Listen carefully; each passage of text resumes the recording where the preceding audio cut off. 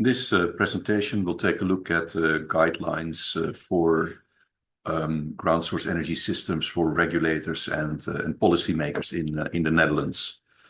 In a nutshell, it's been in effect for both open and closed loop systems since 2013. Before 2013, open loop systems were already falling under a permitting procedure, but closed loop systems not. Since 2013, all systems are requiring a permit or at least a registration.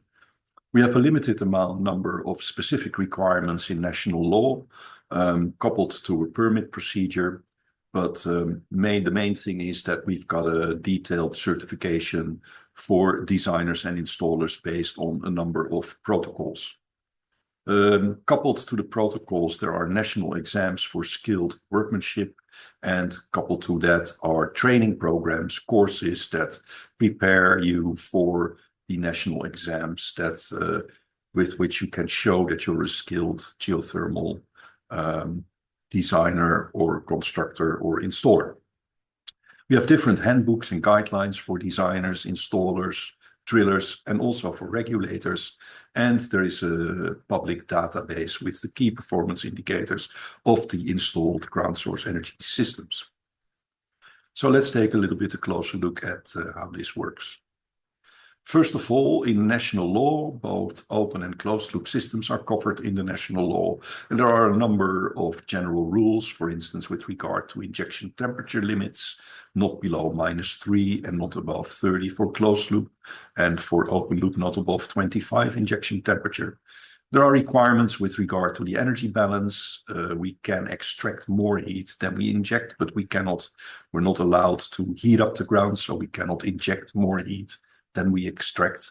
There are requirements with regards to monitoring and reporting of monitoring. This includes temperature, energy balance, and performance of the systems. And in the law, we have a detailed calculation and definition of the seasonal performance factor, how this should be calculated, for instance, including the source pump, the ground source pump energy. Also in national law are then the requirements with regard to the certification and skilled workmanship.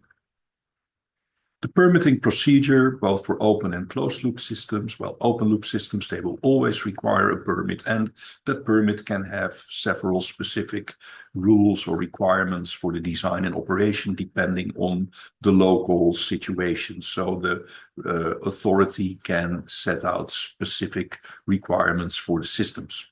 The regulator in this case is the regional authority, what we call in the Netherlands, the province.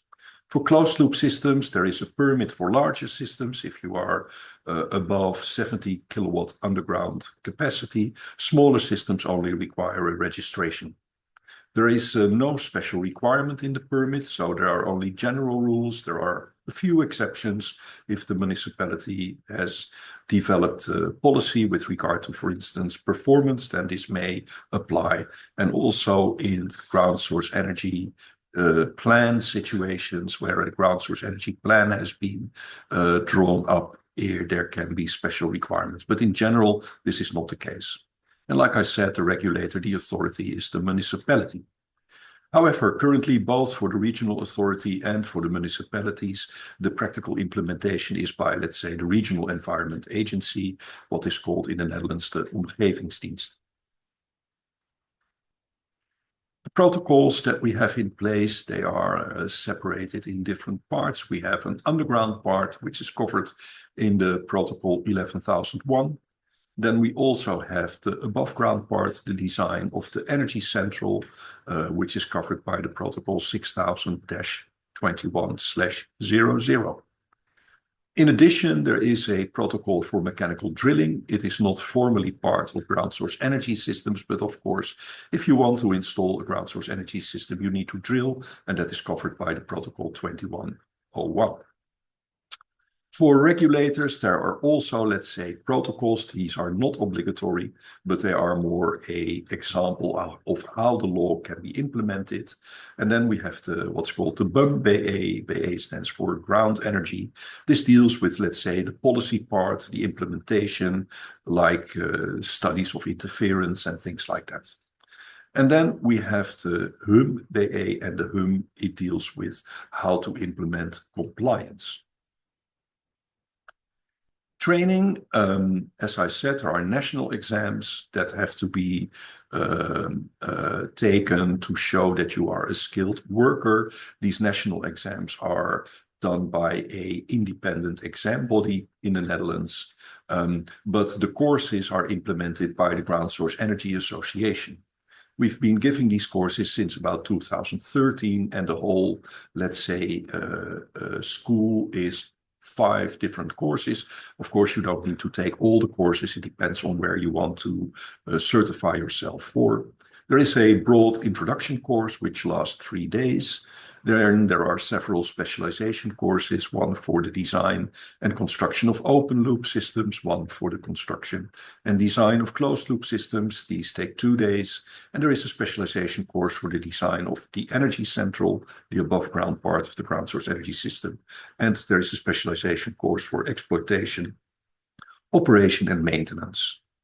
There are also additional courses for regulators, for instance, but these are not part of the certification program, and there are also no exams for this.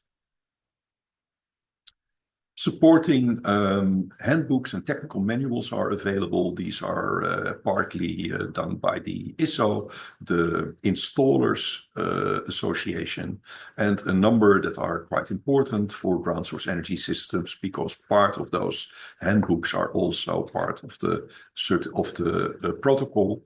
The ISO 39, which deals with the energy central, and it's mainly aimed for large open loop systems. The ISO 72, which deals with the heat pump installation for smaller single-family houses or small office buildings. And the ISO 73, which deals with the design of closed-loop ground heat exchangers.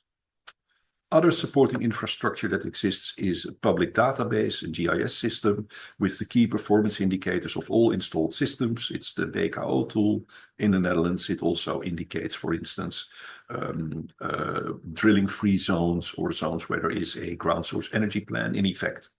And there is a freely available tool to calculate, to assess the temperature effects, the negative thermal interference between closed-loop systems, which is called ITGBS. So the regulations, protocol, handbooks, exams, and training, these have all been developed as a joint effort of different levels of government, consultants, designers, drillers, and heat pump manufacturers. Knowledge institutes were also included here as well. The protocols are developed and still updated with supervision by a group of experts from different backgrounds. And in the past 15 years, we've trained over 3,000 professionals by the training program for ground source energy systems.